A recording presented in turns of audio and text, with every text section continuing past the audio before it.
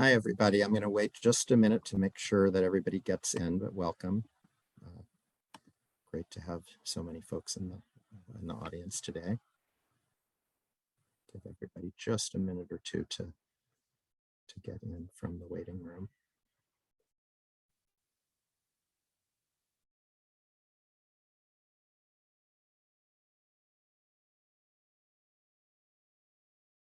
All right, let's get us started today. So I'd like to welcome everybody today to our Emmett Institute panel on oil and gas drilling and community efforts to limit oil and gas drilling in Los Angeles County and throughout the state of California.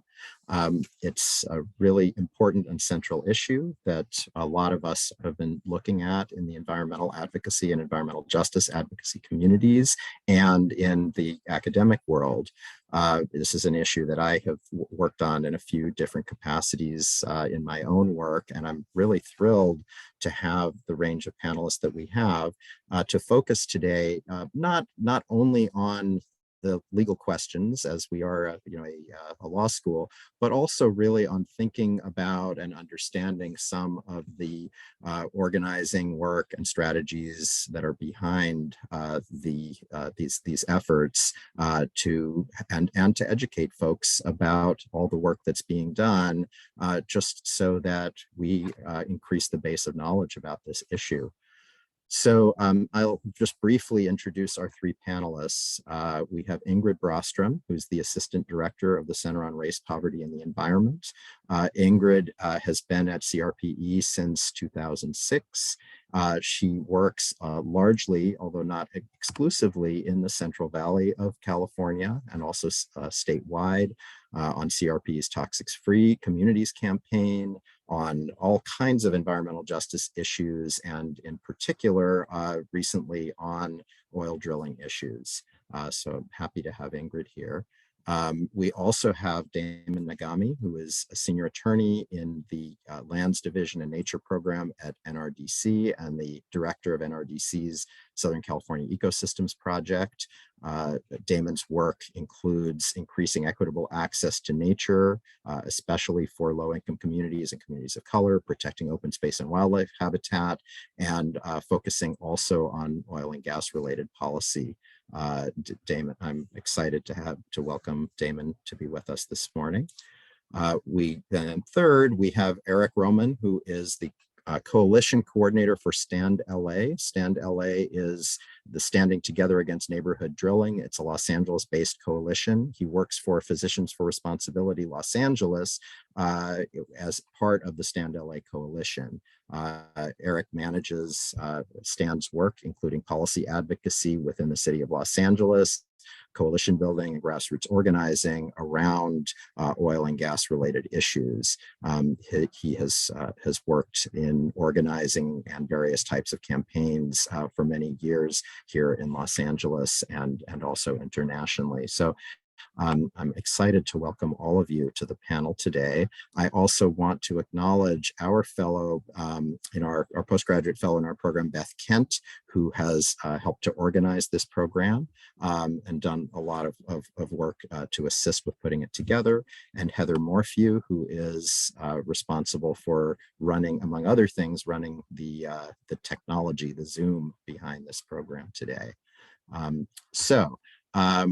Just to introduce the issue a little bit, many have pointed out that Los Angeles developed in the first place partly as an oil town, which is something that a lot of folks don't know. Oil exploration has been part of the history of this city and of California.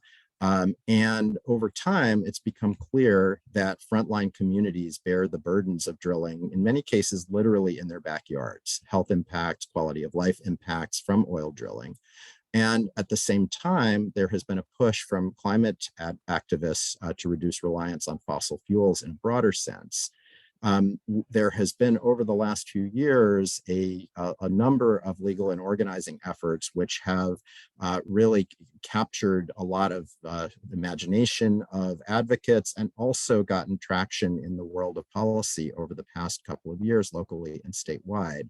And so we're going to hear more about this work and some of the challenges it poses, some of the opportunities that it poses, and just a lot of dimensions of what really is a complex issue involving a larger decades-long transition in the way that we consume energy and produce energy, and a transition that we are, in many ways needing to accelerate and make not just a decades-long transition, but one which is front-loaded as we see the urgency of this problem for local communities and in addressing climate change.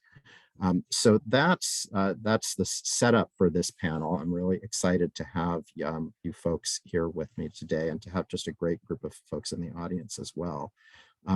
So the format of the panel will be, instead of having set presentations, I'm going to do this whole panel in more of a question answer type format. I think it's nice to have conversation. We have a group of folks who have a lot to teach here, and boxing folks into a 12-minute PowerPoint presentation didn't seem like the best way to go for this. So I'm going to start by asking a couple questions to each of the panelists, and then that will evolve into a free-flowing conversation. And you're welcome to put questions and comments into the chat. We can't promise to get to all the questions and comments in the time that we have, but we are, we'll be looking at them and hopefully working those into the conversation. So I'm going to start with you, Ingrid. So Ingrid, you work on environmental justice in the Central Valley, and reducing oil production in Kern County has become a key focus for you and your organization. I'm curious if you can talk a little bit about your focus on drilling in Kern County. What's at the core of that? What do you think the challenges and opportunities are for the communities that you're working with in the Central Valley? Yeah, absolutely. And I want to kind of cover three main reasons. The first obviously is climate. We now know that continuing to rely on fossil fuels is incompatible with a livable Earth and future. And also, climate impacts are not distributed equally. So just from an environmental justice framework, when we think about climate impacts and the importance of addressing climate change, of course, we are looking at who is bearing the brunt of the climate crisis. In the Central Valley, that's in the in the frame of super heat waves, droughts. We have a lot of farm workers, working in the fields during very hot summers. We have the economic challenges dealing with air conditioning, the ability to move from harm. And so just in terms of why climate is so important from the EJ perspective, obviously all of us need to have a livable planet. But again, the harms are not distributed equally. And so from an environmental justice perspective, that is one of the reasons why climate is such a high priority. Now, moving in terms of why oil and gas drilling in Kern County is, of course, fossil fuels not only contribute to climate change, but like many carbon emitting industries, there's co-pollutants. And so you have these oil and gas drilling operations that are having a very local impact. And so we're both hyper-local in terms of neighborhood drilling happening right where people are living, right where people are going to school. And they're having real health impacts, both in terms of air quality, there's also water quality concerns. And then even beyond just the neighborhood drilling, you have regional impacts. So Kern County, the Central Valley, has some of the Earth's worst air quality in the nation. It's something that's really been a concern and an intractable issue that residents deal with. And here we have some of the largest polluting industries, both fossil fuel and agriculture, happening in the Central Valley, where you have a landscape, a natural landscape that traps all the air pollution there. And so we need to be doing all that we can to reduce air emissions. Residents are always who we take our lead from. And so when residents came to us about a decade ago and started expressing concerns about the oil and gas drilling in their neighborhoods and fracking, we listened. And so we know that residents care a lot about this issue. It's about the number one thing that we hear from the residents we work with. And the third thing I want to just close out with is really the economy. And maybe this will surprise some in terms of this is one of our major lenses right now. But in Kern County, the economy, it is dependent on the fossil fuel industry to a degree that makes it very vulnerable to the ebbs and flows of the fossil fuel markets. We have a natural decline for the last many decades. There's just a natural decline as the oil fields age. We have lower quality crude here than virtually anywhere. And so you have this boom and bust cycle. And when you have those bust cycles, the local economy really suffers. You have people losing employment. You have public services no longer have that tax base. And so while you have all these environmental impacts, you also have these negative economic impacts. And so we're also very dedicated to figuring out a path forward economically that will diversify the economy, not be so dependent on this extractive and unsustainable economic driver, and really focus on bringing in new types of sectors into Kern County so that we have a stable tax base and we have a stable and good job market for folks. So I think I'll pause there, but those are some of the kind of the big frames for us as we work on oil and gas in Kern County. Thank you, Ingrid. And we'll come back to some of those questions as we go through the conversation. That's a really great framework to start thinking about this. So now I'm going to turn to you, Eric, and I'd love to hear from you really kind of the same set of questions about your work in Los Angeles, about where what the Stand LA Coalition is, how it started and how it's evolved, and what you see as the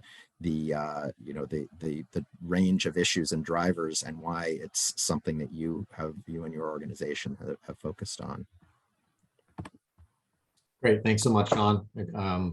Excited to be with y'all today. There are a lot of parallels and also some differences between the situation in LA County and the city of Los Angeles and in Kern County.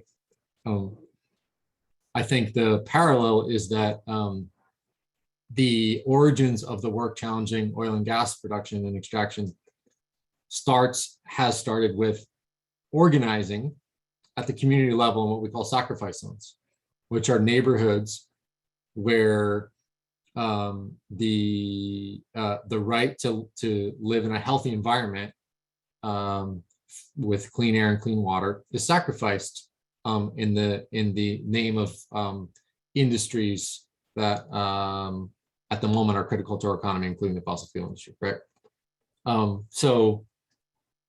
Wilmington, California is one of the worst polluted communities, not just in California, but in the country.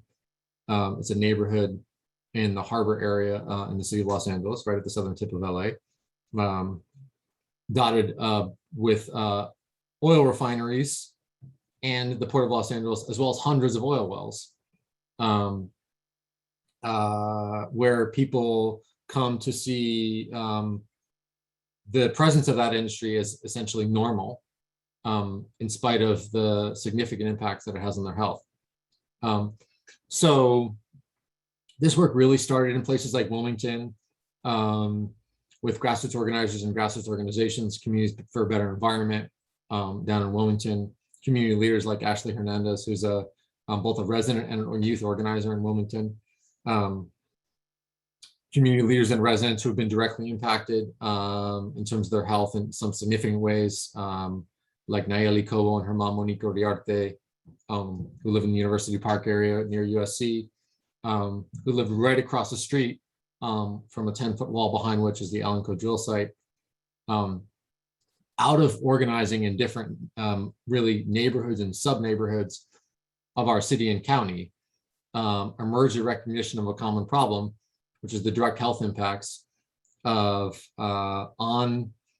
overwhelmingly Black, Indigenous, and people of color communities, heavily immigrant, heavily low-income folks, of oil and gas extraction.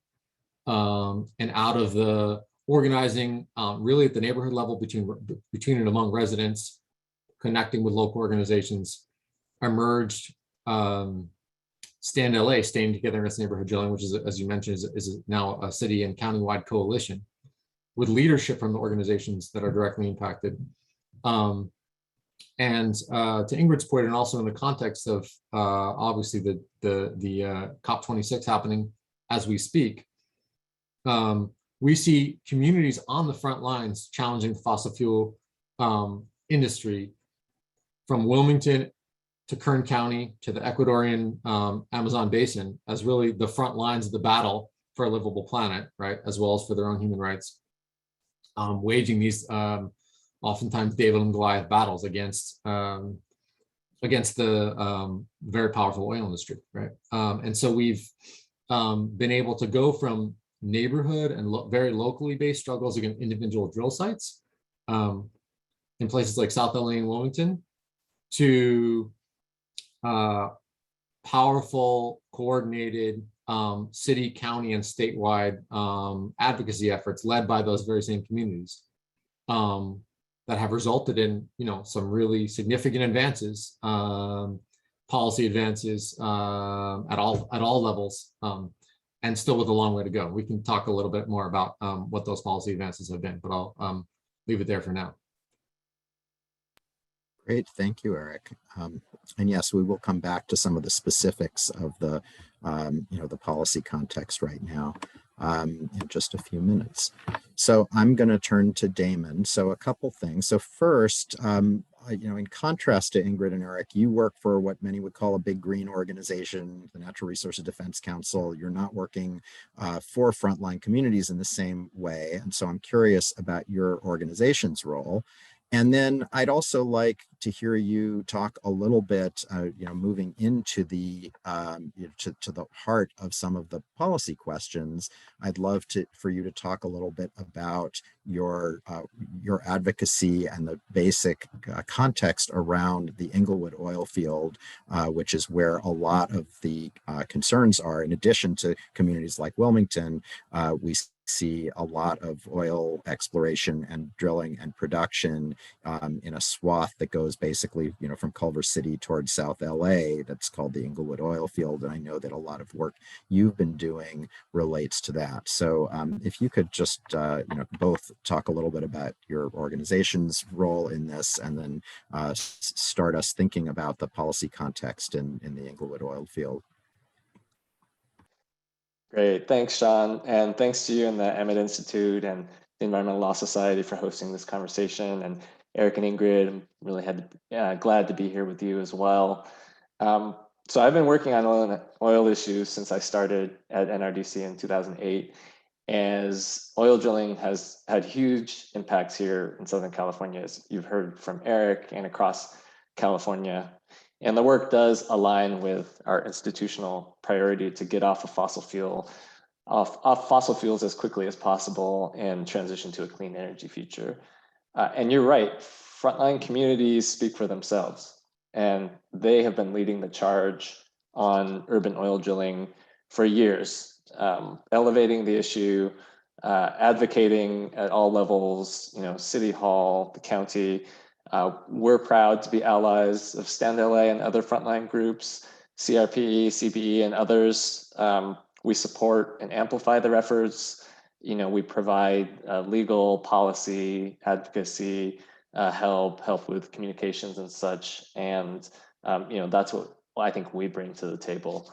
And we have a great working relationship amongst our groups. And I think, the sum is greater than the parts in terms of what we can achieve. And we're going to be talking about some really exciting policy developments that have been happening. And so to move into that, to the next part of your question, Sean, there are some really exciting and unprecedented things happening here in the Southern California area.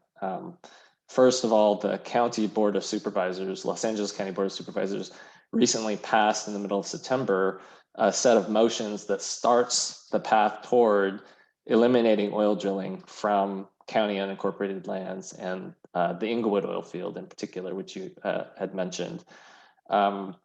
Paving the way for the county's actions was what Culver City did. And actually Culver City was sort of they went first back in June in approving an ordinance that will phase out eventually oil drilling within Culver City's portion of the Inglewood oil field.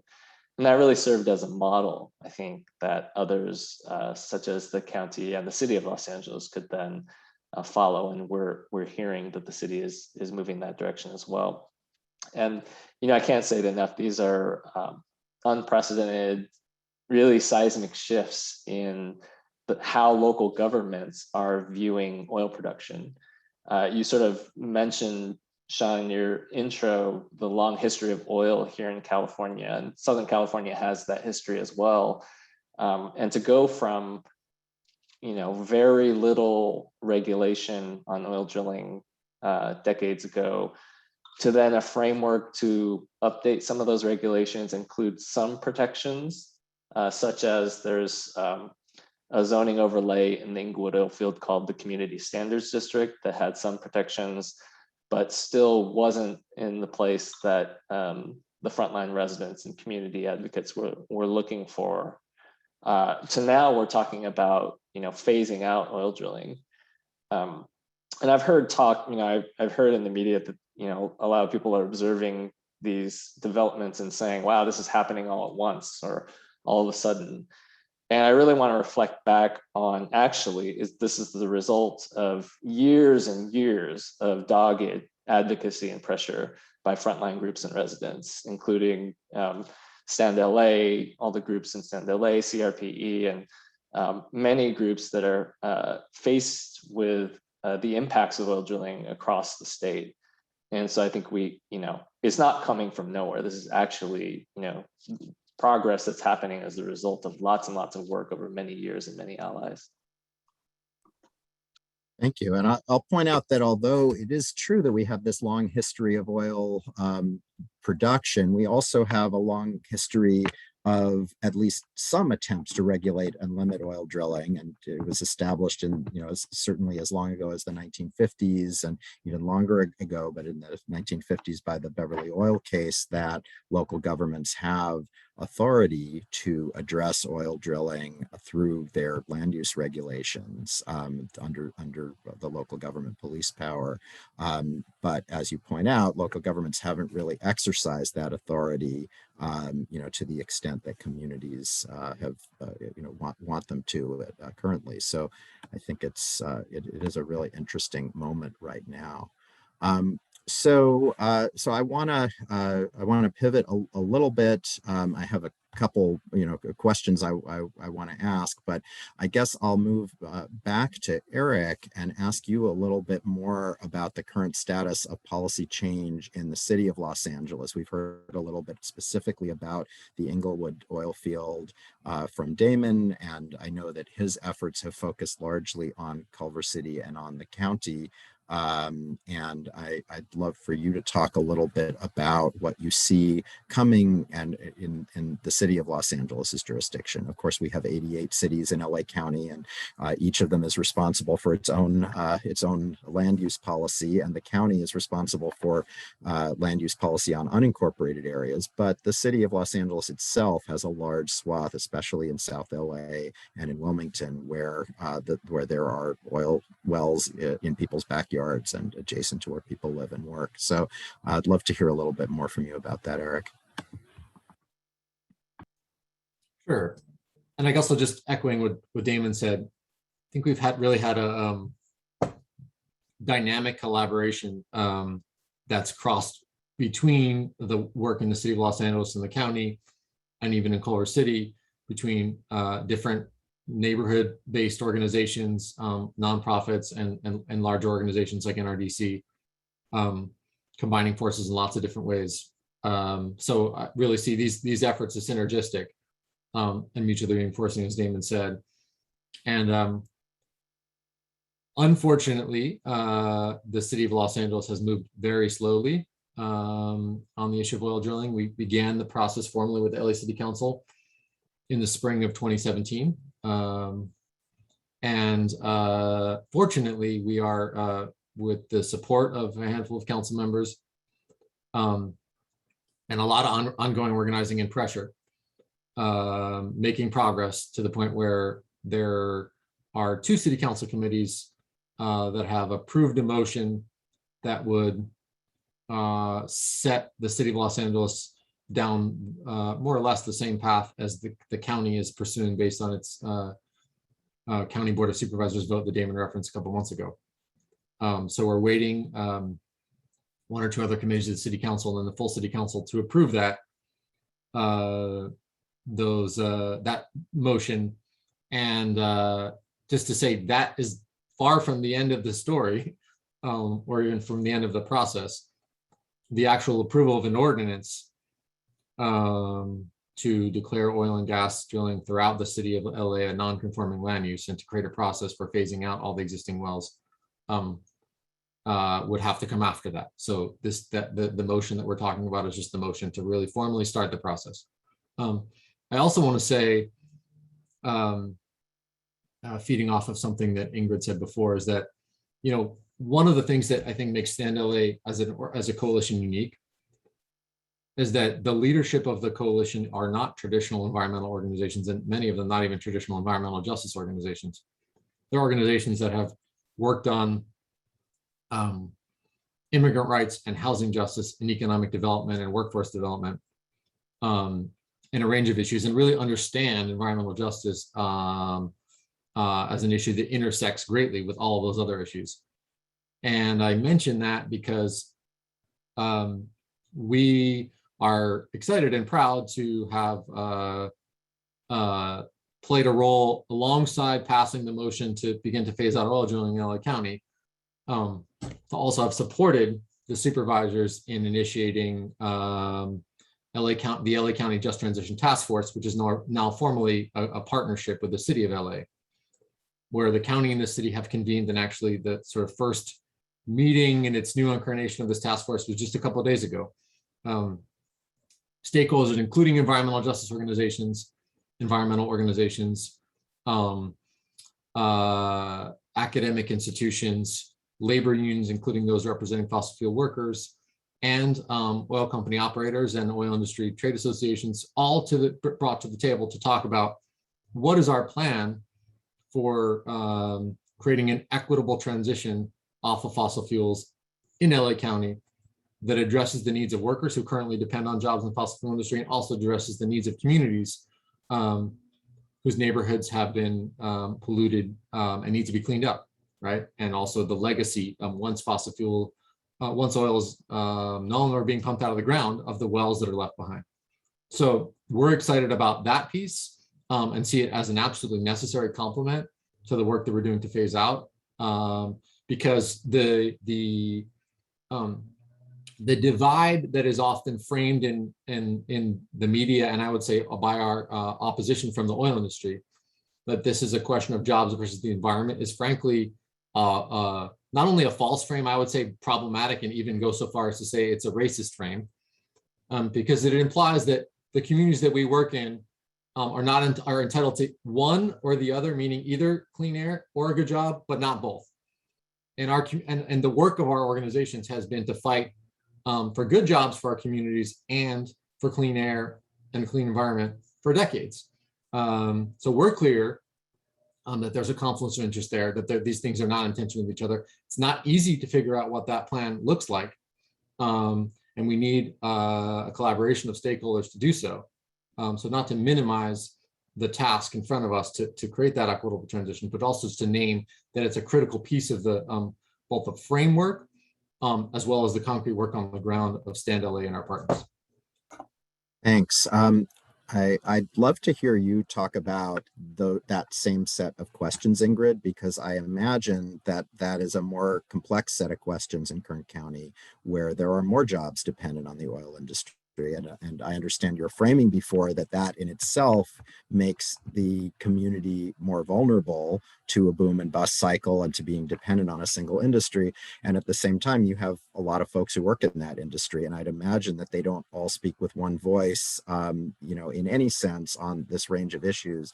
And so I'm curious what you found in your work there and how you navigate these questions, and what you say and how you work with folks whose livelihoods are in the industry.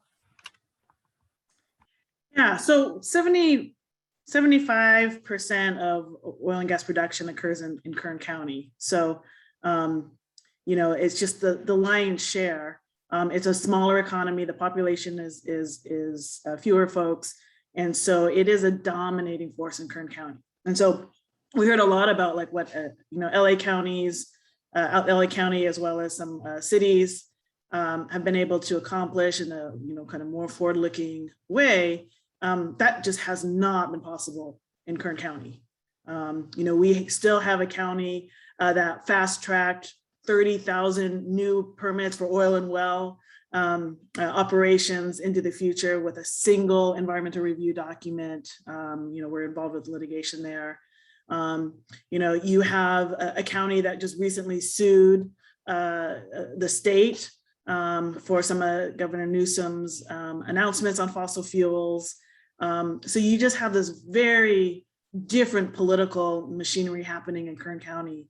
And that, that implicates, both the ability for us to get any kind of local recourse or local relief from oil and gas drilling, which in fact we were able to do in one city. I think the city of Arvin, folks might not know, but it established the first setback in the state of California.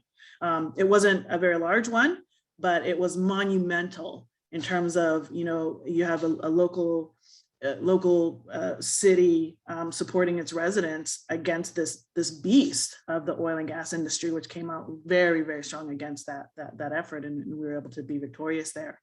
But aside from that, we're dealing with very, very difficult politics. So we have 75% of oil and gas production. Even though there's such a large percentage of the production, the jobs numbers we see are often inflated. And so to give a more realistic view of the jobs, it's under 10,000 jobs. Again, for the region, it's consequential, but it's not as big as what we hear from some of the industry and labor groups that support the industry. So the numbers we generally see are quite inflated, but there are 10,000 jobs, and it is a very significant percentage of some of the tax base, both for schools and public services. And so that's real. And I talked a little bit about the volatility, and we really see ourselves as, being very supportive of the needs of workers, because workers and residents are the same people. I will also mention that the oil and gas industry in Kern is not generally union jobs. They are high paying, but they're not union. And they're not oftentimes local.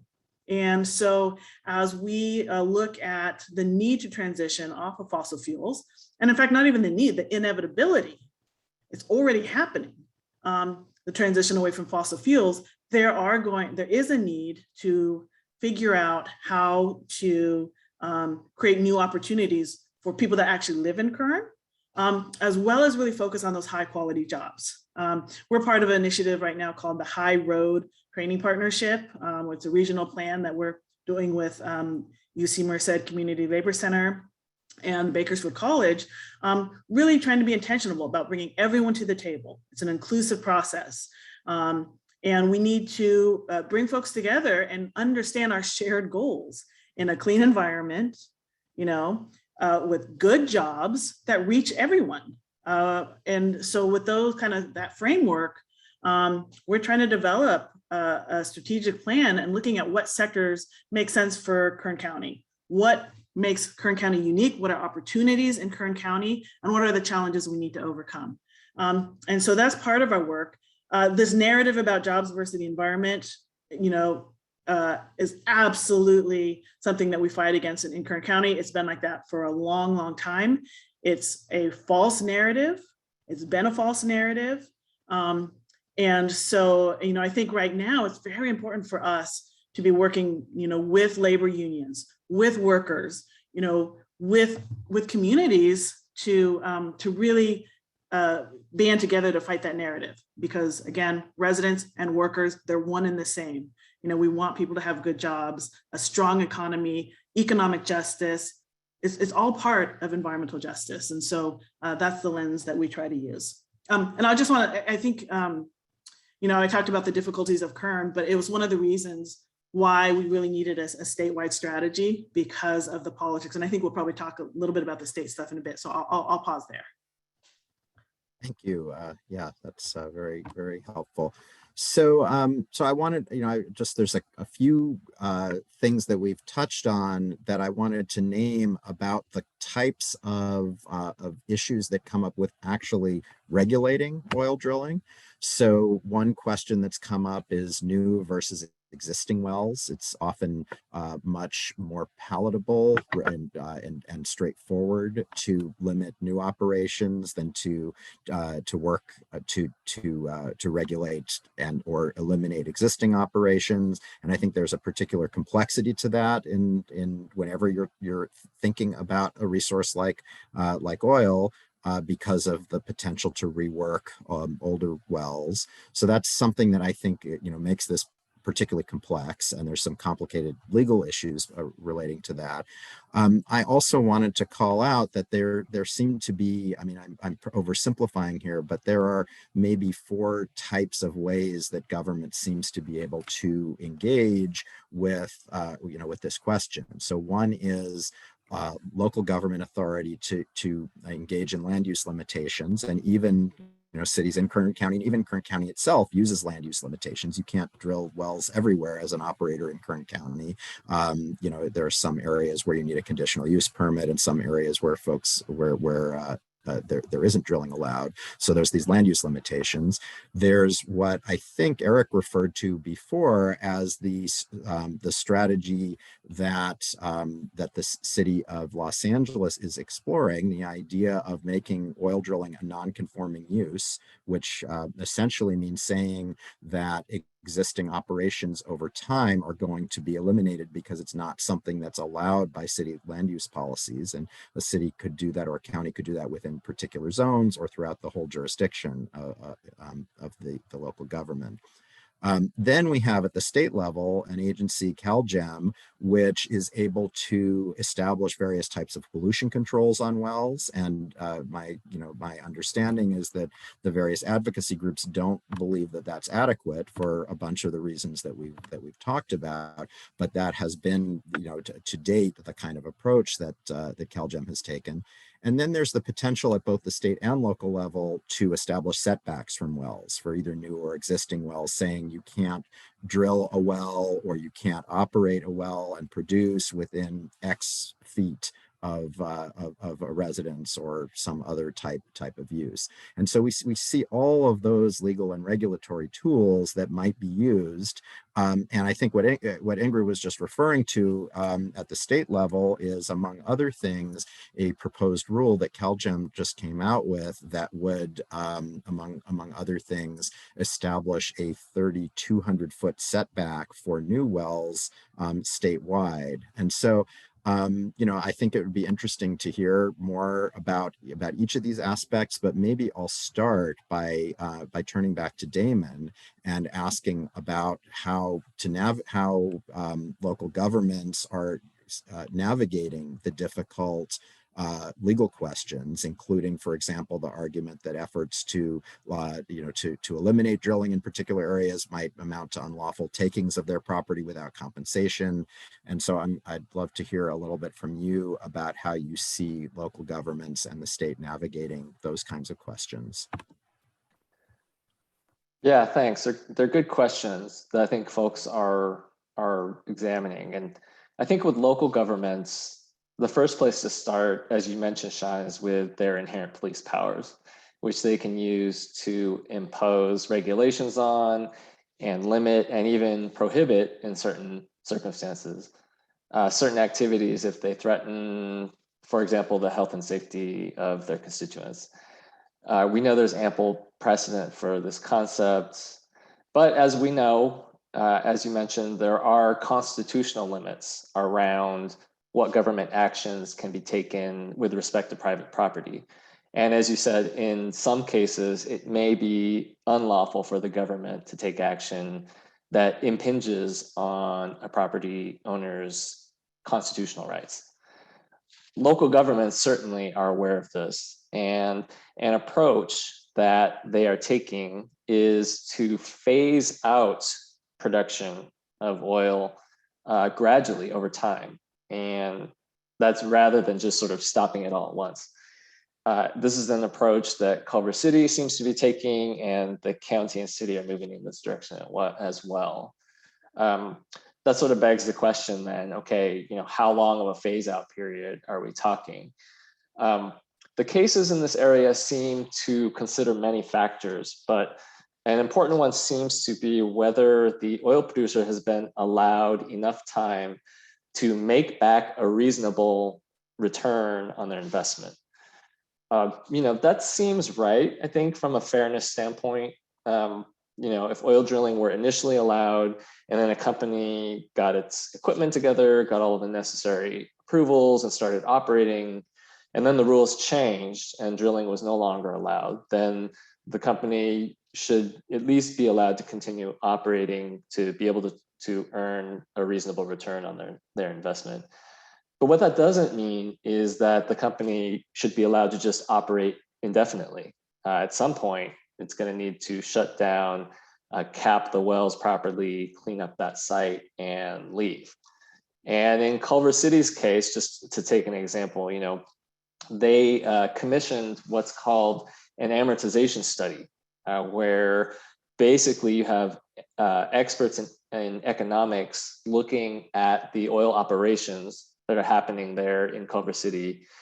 And they calculated the time that the operator should have earned a reasonable return on its investment. And it came up with 4 to 5 years. So that's the time frame that Culver City is using. And actually, the Culver City found that the 4 to 5 year time period had actually already passed for all the wells within Culver City's jurisdiction. So the city could have required those wells to shut down immediately. But the city council decided to allow a 5-year phase out period, which I believe will start toward the end of this month under the new ordinance. So I think, this is an approach that is legally sound. It's one that, we support, all our groups support, and it is a direction that we're seeing happening here in Los Angeles. And I completely hear, what Ingrid and Eric are saying. I think there are different contexts for local jurisdictions. Something that can get passed in Los Angeles may not be something that can happen in Kern County. They're different political. There's just a different political context in those places. And we have some terrific champions here in the Los Angeles area who've been working on these issues and are willing to go bold. But in places where that can't happen, I think, as Ingrid said, that's why we need things like statewide action on setbacks, which I think we're going to talk about soon. But it's important, and I'm glad you laid out the sort of different ways governments are approaching these issues. Yeah, thank you. And so with that, I'd love to ask you, Ingrid, and also Eric, if you'd like to chime in about the statewide policy changes. If you could talk a little bit about what the state is doing and why, and what how you view. I know the state initiatives. I know that there has been legislative advocacy as well, but the most recent action is this proposed rule, which is now in a comment period from the state, and I'm sure you've been looking closely at that rule, and have maybe haven't considered all aspects of it yet. But I'd love to hear your thoughts on the value of a statewide rule, what you'd like it to see, or any other thoughts you have. Maybe we can start with Ingrid, and then Eric can chime in, or the other way around, whatever you'd prefer. Go for it, Ingrid. Yeah, absolutely. As I was mentioning, given the different political context, Kern County residents really needed a statewide strategy, and it's something we've been pushing for a number of years.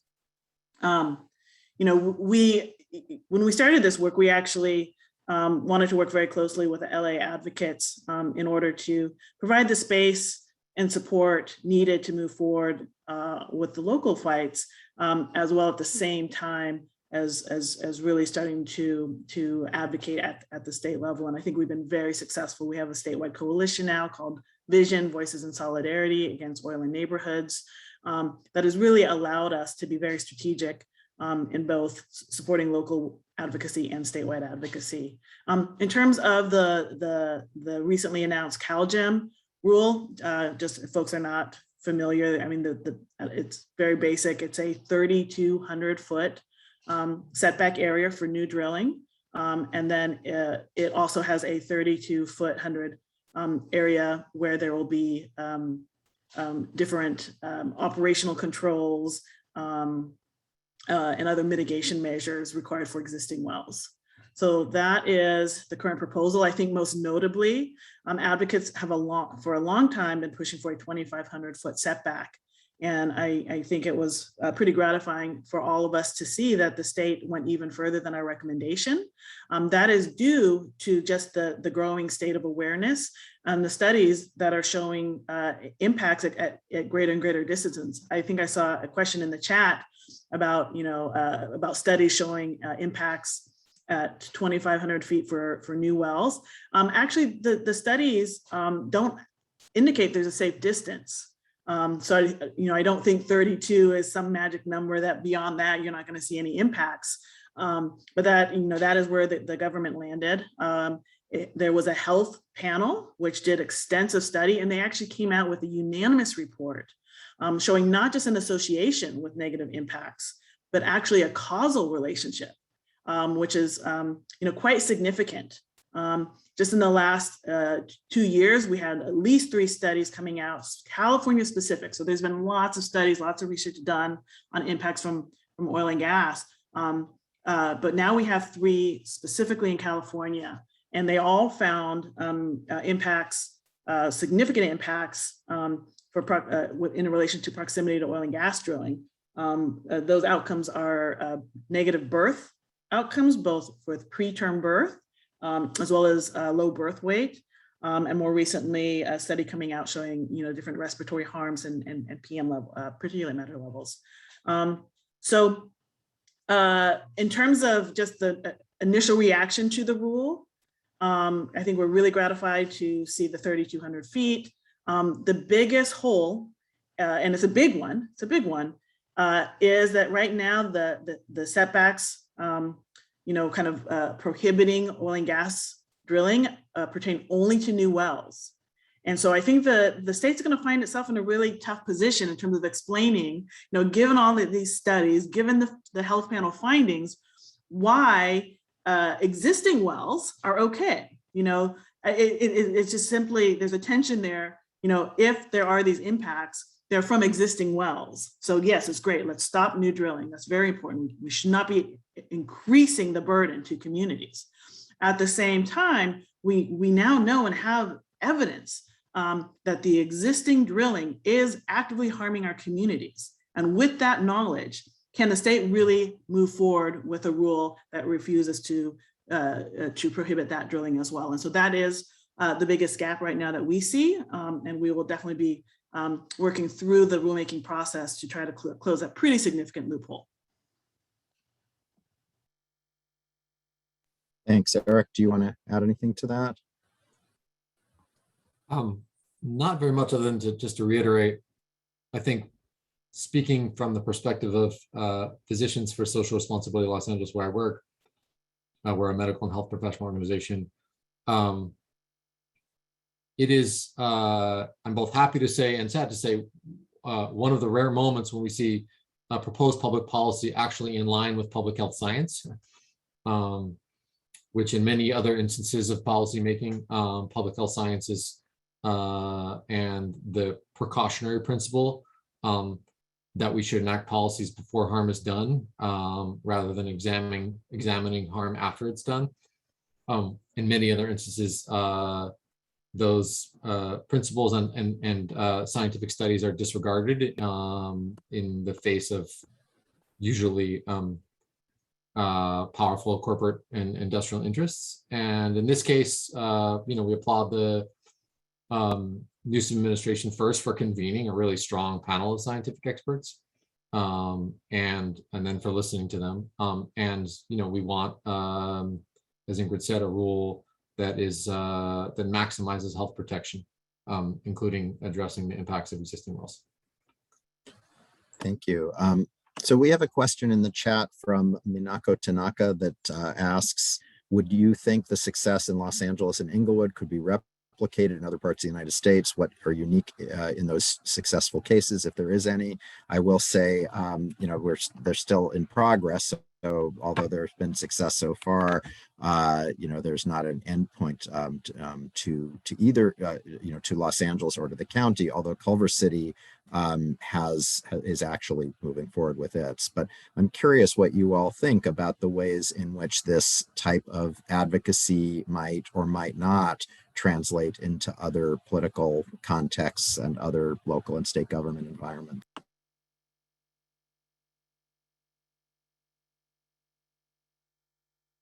Anyone want to take a stab at that?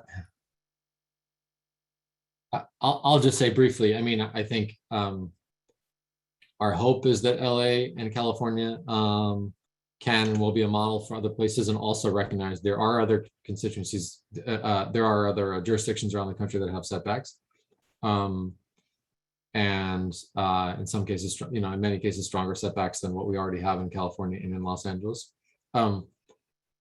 And I think it's important also to, in the context of, especially with the context that you shared at the very beginning of the conversation, Sean, to link this effort to a broader effort for what we call a managed decline of fossil fuel production overall, right?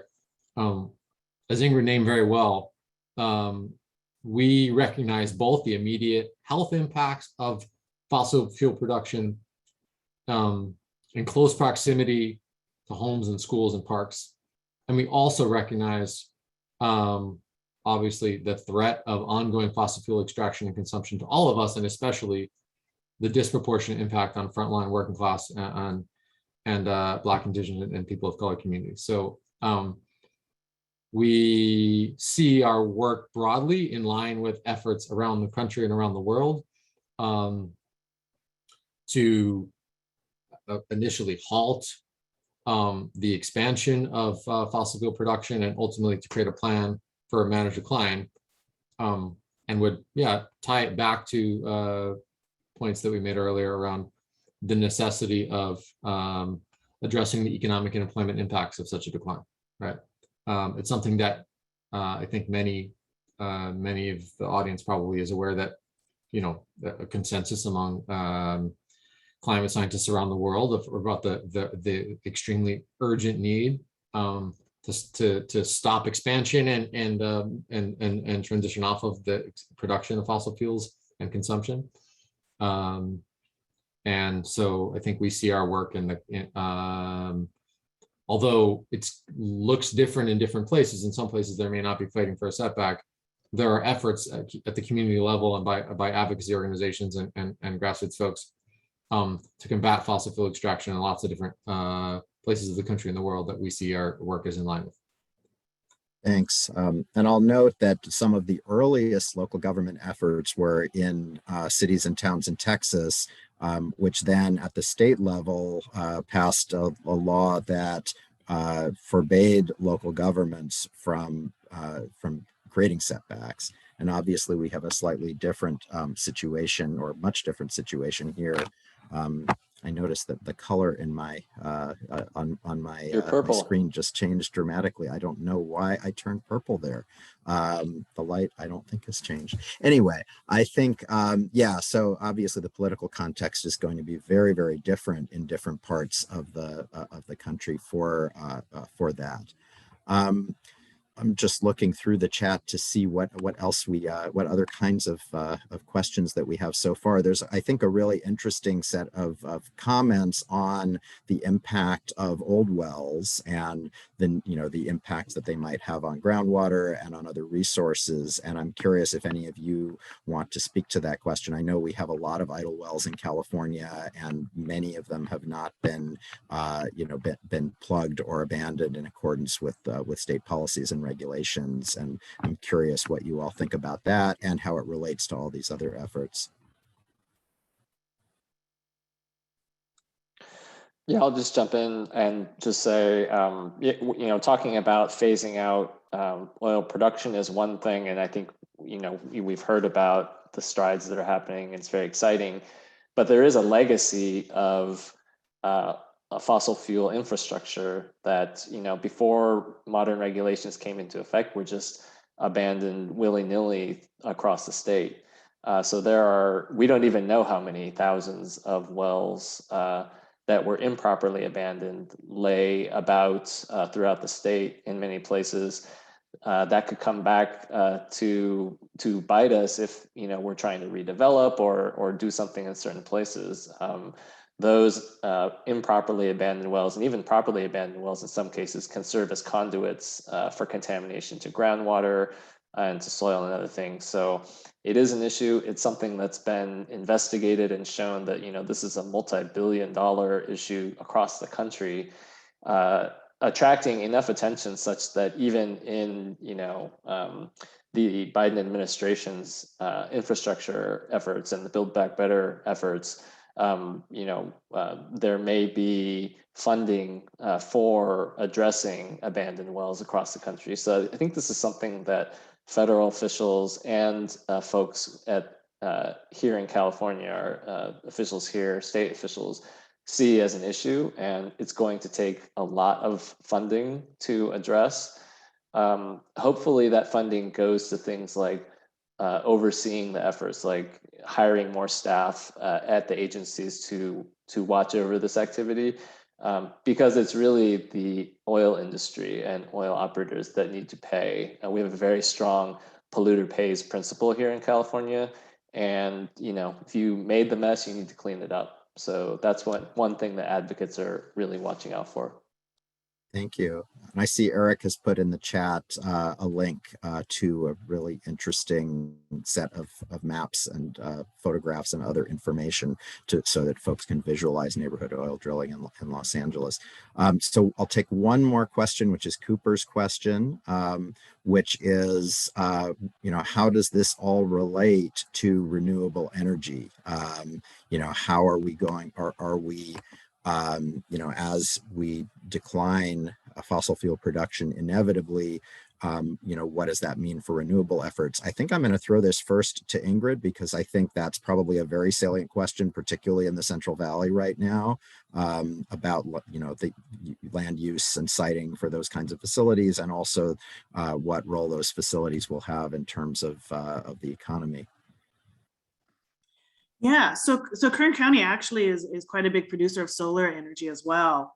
So it's a big sector. I will note one of the tensions that we're seeing in Kern County, especially around the tax base issue, which is a significant one, is that solar is currently exempt from local taxes, and so you have now an increasingly resistant local government who is making noise about not approving more solar energy until the tax base issue is addressed. I think it's a good question. I think we need to talk about it. At what point is the solar industry strong enough to not need state subsidies and local subsidies? And so I think it's an open question about that. I think the tax base issue is a real one. And solar makes a lot of sense for the Central Valley because of how many sunny days. I think, of course, the bigger question in the renewable energy space is the intermittency question. How do we get consistent energy sources? It's not something that I'm a particular expert in, but of course, just being in this world, you kind of understand that. That we need to continue to work on increasing our renewable energy opportunities. The other issue that I want to raise is, not all renewables are created equal. There's a lot of renewables, and we're seeing those in the Central Valley a lot, that also have localized impacts. And so it's not like, if it's not fossil fuel, we're going to say yes, to any type of renewable energy. Some of the things that we're particularly concerned about in the Central Valley, the use of biofuels, dairy digesters, things that, technically, maybe are renewable, but actually are polluters and create a great deal of localized pollution. And so we're also seeing some state subsidies coming down for these types of projects that actually increase local pollution. And so I think it's a nuanced conversation. It's an important conversation. And you know, certainly one that we want to have. I think how we're billing it is we don't want false solutions. And so as we're shifting energy sources, you know, how do we really make sure that we're not having a detrimental impact on public health and the environment? Thank you, Ingrid. So I think our promotional materials were ambiguous about whether we were ending this at 1:15 or 1:30. We're obviously past 1:15, and we appreciate people sticking around. I'd love to give each of you a chance to just say if you have one last thing you'd like to leave the group with. I know we do have a few other questions in the chat that have gone unanswered about underground gas storage, and also storage, I guess think storage is the main thing that I see that's been mentioned, and you're welcome to cover that, but also just to give whatever closing thoughts you might have for this group. And I also really want to thank the group of folks who showed up for this. We had a really great set of attendees, and happy to have all of you today. So I'm going to start. I guess I'll start with Damon, and then you can kick it to Eric, and then Ingrid for the last word. Great, thanks, Sean. It's been a great conversation. I'll just say, talk of phase out inevitably leads to questions about what's next for the land, and that's very exciting to me, and I think to a lot of folks. Communities have been contemplating the end of fossil fuels for years. So there are ideas out there. These are not new ideas, but for example, at the Inglewood oil field several years ago, groups and agencies and community members got together and made a park master plan for Baldwin Hills. I've heard talk about Central Park of the West, a 2 square mile park that could improve access to nature for communities that really need it. Whatever happens there, I think plans should be community-led with careful planning by agencies and robust community engagement. But this is a real opportunity here to reclaim lands that has been used, for a legacy of fossil fuel production, and really put those to community-serving uses. It's really exciting. Thanks, Eric. Yeah, again, really appreciate the conversation and the invitation, and folks for coming out to hear the conversation. I would say 2 related things. One is important, and you did a little bit of this, Sean, to contextualize this battle also in the context of the long history of institutional racism and land use decisions in California. It's not an accident that the communities most impacted are Black, Indigenous, and people of color. All right, those were conscious decisions made over time by elected officials, and then even as awareness of the of racist land use decisions has come to light, that hasn't necessarily resulted automatically in changes to public policy. So we see this as a piece of a much larger puzzle of really transforming public policy across the board in the name of racial justice. And the other thing I'll say is that, with all of the tremendous intellectual labor that's gone into legal analysis and advocacy, scientific study, policy analysis, at the end of the day, this is a political battle. It is a question of holding our elected officials accountable to stand up for environmental justice, racial justice, climate justice, to stand up against an industry which many have called the most powerful corporate lobby in California and the United States, is the oil and gas industry. So encourage folks to get involved in lots of different ways. And I put some links in the chat in terms of how you can support, and also to, recognize that your involvement as a resident of LA and or of California, engaged in organizing and advocacy and in voting is critical for us to be able to win these fights.